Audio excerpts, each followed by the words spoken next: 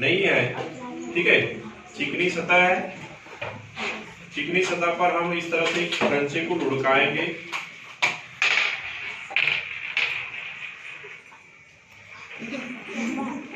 ठीक है, वहां तक गया हो, गया ना, जहां तक इस टाट टेबल का किनारा है वहां तक गया टाट पट्टी।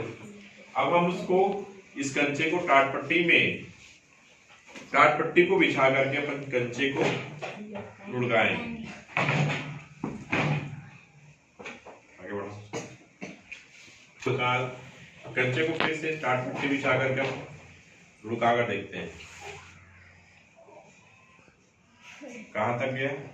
आधी दूरी तक गया, जमीन पर टाइल्स वाली जगह पे और ज्यादा दूर तक जाएगा।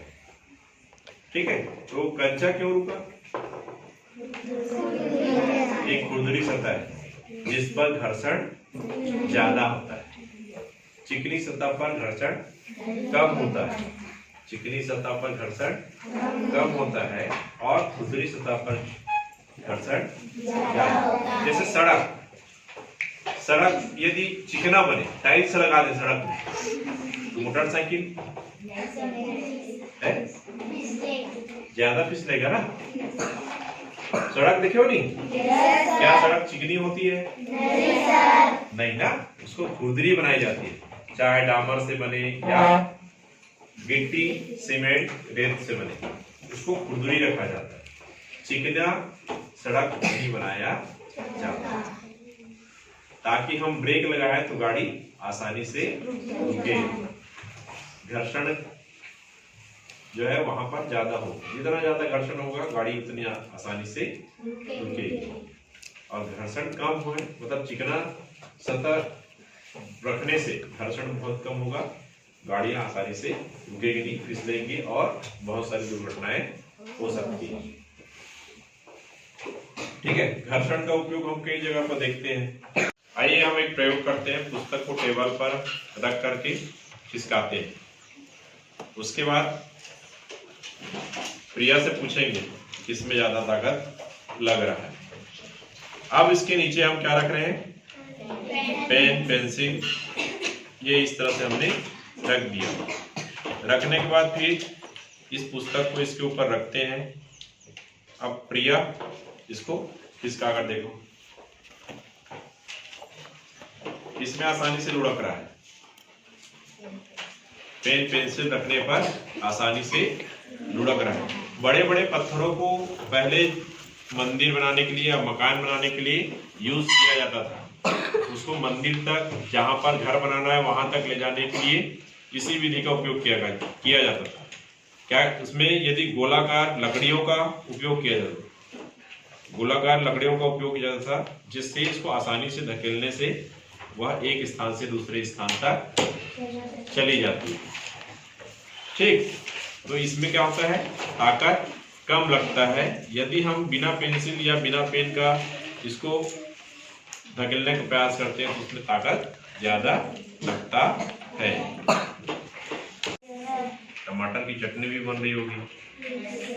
कौन सा चटनी अच्छा लगता है, सिलपट्टे वाला कि कढ़ाई में भुना? तो सिलपट्टा देखे हो, चिकना रहता है कि खुरदरा रहता है? खुरदरा रहता है। तो खुरदरे में क्या होता है, अब जो टमाटर है, मिर्ची, धनिया, आसानी से उसको टुकड़ा करने के लिए खुरदरा सतह जो है ज्यादा अच्छा है। यदि वही सिलपट्टा एकदम चिकना हो जाए, जैसे टाइल्स है, नीचे टाइल्स लगा हुआ है, टाइल्स में हम टमाटर की चटनी पीसेंगे तो टाइम लगेगा। जितना सिलपट्टे में कम समय लगेगा उससे ज्यादा इसमें समय लगेगा, और जैसा बारीक सिलपट्टे में पिसाई होगा वैसा नहीं, क्योंकि खुरदुरी सतह उसमें होती है। वैसे हम अनाजों को, जैसे चावल है, गेहूं है, उनको पिसाई कराने के लिए आटा चक्की में ले जाते हैं। तो मशीन के अंदर क्या लगा रहता है? पत्थर की चक्कियां लगी होती है। वो अनाज को क्या करती है? बारीक आटे में बदलती है। दोनों पार्टों के बीच बहुत कम गैप रहता है ताकि अनाज वहां तक पहुंचे। और फिर क्या करता है वो, जब चक्कियां चलती है, खुरदुरी सतह होती है, तो वो गेहूं को या चावल को बारीक पीस देती है। आटा बन जाता है, नहीं बनता है, बन जाता है ना। तो समय समय पर क्या किया जाता है, जो चक्की है, चक्की के जो पत्थर है उसको टाँका जाता है। टाँकने से क्या होता है, वो और खुरदुरा हो जाता है। जब ज्यादा दिन हो जाते हैं ना पत्थर, तो क्या होता है, वो चिकना हो जाता है। तो उसको फिर खुरदुरा बनाने के लिए हल्का हल्का उसमें टाँका जाता है। छीनी हथौड़ी लेकर थोड़ा थोड़ा ऐसा खुरदुरा करने के लिए उसको वो हथौड़ी छीनी का उपयोग किया जाता है, ताकि वो खुरदुरा होकर के हमारा जो हम जो ले जाते हैं गेहूँ है या चावल है, उसको आसानी से वो पीस सके और ज़्यादा चिकना पीस सके। तो घर में हम जो सिलपट्टे का यूज़ करते हैं, आटे चक्की में जो चक्की का यूज़ करते हैं, उसमें भी पत्थर लगे होते हैं जो खुरदुरे होते हैं।